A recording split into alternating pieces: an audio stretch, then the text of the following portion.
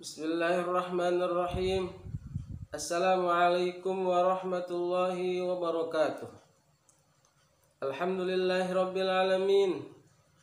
Wassalatu wassalamu ala asyrafil anbiya'i wal mursalin wa ala alihi wa sahbihi ajma'in. Asyhadu an la ilaha illallah wahdahu la syarikalah wa asyhadu anna Muhammadan abduhu wa rasuluhu la nabiyya ba'dah. Allahumma salli wa sallim wa barik ala sayyidina wa habibina wa safiina wa maulana Muhammadin sallallahu alaihi wasallam wa ala alihi wa sahbihi wa man ittaba'ahum bi ihsan ila yaumiddin. Amma ba'du. Qala Allah ta'ala fi kitabil karim wa huwa asdaqul qailin. A'udzu billahi minasy syaithanir rajim. Bismillahirrahmanirrahim. Ya ayyuhalladzina amanu taqullaha haqqa tuqatih wa la tamutunna illa wa antum muslimun. Shadaqallahul azim. Pertama-tama marilah kita memanjatkan puji syukur kehadirat Allah Subhanahu wa taala. Hingga hari ini kita masih diberikan kenikmatan-kenikmatan yang tak terhingga. Baik nikmat iman, nikmat Islam, serta nikmat kesehatan.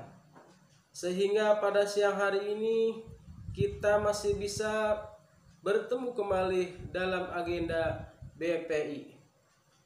Sholawat serta salam kita curahkan kepada baginda alam yaitu Rasulullah Muhammad sallallahu alaihi wasallam beserta para keluarganya, para sahabatnya, serta para pengikut-pengikutnya. Semoga kita semua sebagai umatnya kelak di akhirat mendapatkan syafaat dari Rasulullah Muhammad sallallahu alaihi wasallam. Amin ya rabbal alamin. Baiklah anak-anakku yang soleh dan solehah, kita bertemu kembali di materi yang baru di BPI pada kali ini. Sebelumnya materi BPI tentang ma'rifatullah, yaitu mengenal Allah, yang disampaikan oleh Ustadz Muhyiddin SPDI. Pada pertemuan kali ini kita akan membahas tentang ramalan-ramalan dan jimat yang disebut ilmu bintang, horoskop, zodiak, dan rasi bintang, termasuk di antara amalan jahiliyah. Ketahuilah bahwa Islam datang untuk menghapus ajaran tersebut dan menjelaskan akan kesyirikannya. Karena di dalam ajaran tersebut terdapat ketergantungan pada selain Allah. Ada keyakinan bahwa bahaya dan manfaat itu datang dari selain Allah. Juga terdapat pembenaran terhadap pernyataan tukang ramal yang mengaku-ngaku mengetahui perkara gaib dengan penuh kedustaan. Inilah mengapa disebut syirik. Tukang ramal benar-benar telah menempuh cara untuk merampas harta orang lain dengan jalan yang batil, dan mereka pun ingin merusak akidah kaum muslimin. Dalil yang menunjukkan perihal tadi adalah hadis yang diriwayatkan oleh Abu Daud dalam kitab sunannya dengan sanad yang sahih dari Ibnu Abbas radhiyallahu anhuma. Rasulullah shallallahu alaihi wasallam bersabda, "Manik tabasa ilman minan nujumik tabasa sa'batan minas sihri zada ma zada." Barang siapa mengambil ilmu perbintangan, maka ia berarti telah mengambil salah satu cabang sihir, akan bertambah dan terus bertambah. Begitu pula hadis yang diriwayatkan oleh Al-Bazzar dengan sanad yang jayyid dari Imran bin Husain dari Rasulullah sallallahu alaihi wasallam bersabda, "Laisa mana min tatayyara aw tutayyira lahu aw takahana aw tukuhina lahu au sakhara au sukhira lahu." Yang artinya, bukan termasuk golongan kami. Siapa saja yang beranggapan sial atau membenarkan orang yang beranggapan sial, atau siapa saja yang mendatangi tukang ramal atau membenarkan ucapannya, atau siapa saja yang melakukan perbuatan sihir atau membenarkannya.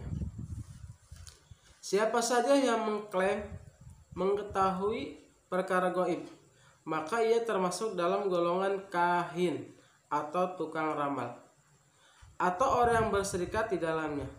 Karena ilmu gaib hanya menjadi hak prerogatif Allah sebagaimana disebutkan dalam ayatnya, A'udzubillahi minasyaitonirrajim. Bismillahirrahmanirrahim. Qul la ya'lamu ma fis samawati wal ardil ghaiba illallah. Artinya, katakanlah, tidak ada seorang pun di langit dan di bumi yang mengetahui perkara yang gaib kecuali Allah Subhanahu wa taala. Quran surat An-Naml ayat 65. Bagi siapa saja yang menggantungkan diri pada berbagai ramalan bintang, hendaklah ia bertaubat dan banyak memohon ampun pada Allah, banyak beristighfar. Hendaklah yang jadi sandaran hatinya dalam segala urusan adalah Allah semata, ditambah dengan melakukan sebab-sebab yang dibolehkan secara syar'i. Hendaklah ia tinggalkan ramalan-ramalan bintang yang termasuk perkara jahiliyah. Jauhilah dan berhati-hatilah dengan bertanya pada tukang ramal atau membenarkan perkataan mereka. Lakukan hal ini dalam rangka taat kepada Allah dan Rasul-Nya, dalam rangka menjaga agama dan akidah. Syekh Shalih Al-Syekh Hafizullah mengatakan, jika seseorang membaca halaman suatu koran yang berisi zodiak yang sesuai dengan tanggal kelahirannya atau zodiak yang ia cocoki, maka ini layaknya seperti mendatangi mendatangi dukun. Akibatnya, cuma sekedar membaca semacam ini adalah tidak diterima sholatnya selama 40 hari. Sedangkan apabila seseorang sampai membenarkan ramalan dalam zodiak tersebut, maka ia berarti telah kufur terhadap Al-Quran yang telah diturunkan pada Nabi Muhammad SAW. Anak-anak yang soleh dan solehah, intinya ada dua rincian dalam masalah ini. Yang pertama adalah apabila cuma sekedar membaca zodiak atau ramalan bintang, walaupun tidak mempercayai ramalan tersebut atau tidak membenarkannya, maka itu tetap haram. Akibat perbuatan ini, sholatnya tidak diterima selama 40 hari. Nabi Shallallahu Alaihi Wasallam bersabda, "Man ata arrafan fas'alahu an syai'in lam tuqbal lahu sholatan arba'ina lailatan." Artinya adalah, barang siapa yang mendatangi tukang ramal, maka sholatnya selama 40 hari tidak diterima. Hadis riwayat Muslim nomor 2230. Ini akibat dari cuma sekedar membaca. Maksud tidak diterima sholatnya selama 40 hari dijelaskan oleh An-Nawawi. Adapun maksud tidak diterima sholatnya adalah orang tersebut tidak mendapatkan pahala. Namun sholatnya yang ia lakukan tetap dianggap dapat menggugurkan kewajiban sholatnya, dan ia tidak butuh untuk mengulangi sholatnya. Yang kedua adalah apabila sampai membenarkan atau meyakini ramalan tersebut, maka dianggap telah mengkufuri Al-Quran yang menyatakan hanya di sisi Allah pengetahuan ilmu gaib. Nabi Shallallahu Alaihi Wasallam bersabda, barang siapa yang mendatangi dukun atau tukang ramal lalu ia membenarkannya, maka ia berarti telah kufur pada Al-Quran yang telah diturunkan pada Nabi Muhammad SAW. Hadis riwayat Ahmad nomor 9532. Namun jika seseorang membaca ramalan tadi untuk membantah dan membongkar kedustaannya, semacam ini termasuk yang diperintahkan, bahkan dapat dinilai wajib. Anak-anak yang soleh dan soleha, selanjutnya adalah tentang jimat. Jimat adalah kesyirikan. Tidak diperbolehkan seorang muslim menggunakan atau meyakini jimat bisa membawa keberuntungan dan menjauhkan dari bahaya. Dari Ibnu Mas'ud radhiyallahu anhu, ia berkata, "Aku telah mendengar Rasulullah Shallallahu alaihi wasallam bersabda, sesungguhnya jampi, jimat, dan tiwalah adalah syirik." Hadis riwayat Bukhari. Sabda lainnya adalah, barang siapa menggantungkan jimat, maka ia telah melakukan syirik. Hadis riwayat Abu Daud.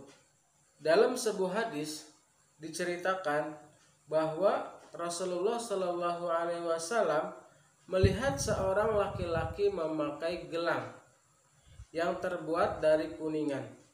Maka beliau bertanya, "Apakah ini?"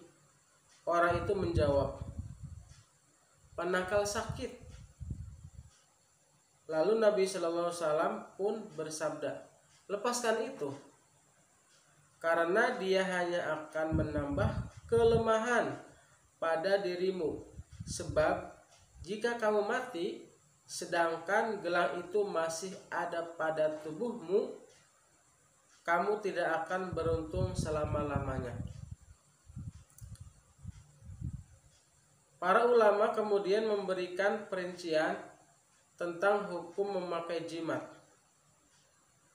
Memakai jimat dan sejenisnya, apabila orang yang memakainya meyakini bahwa jimat itu berpengaruh dengan sendirinya tanpa takdir Allah,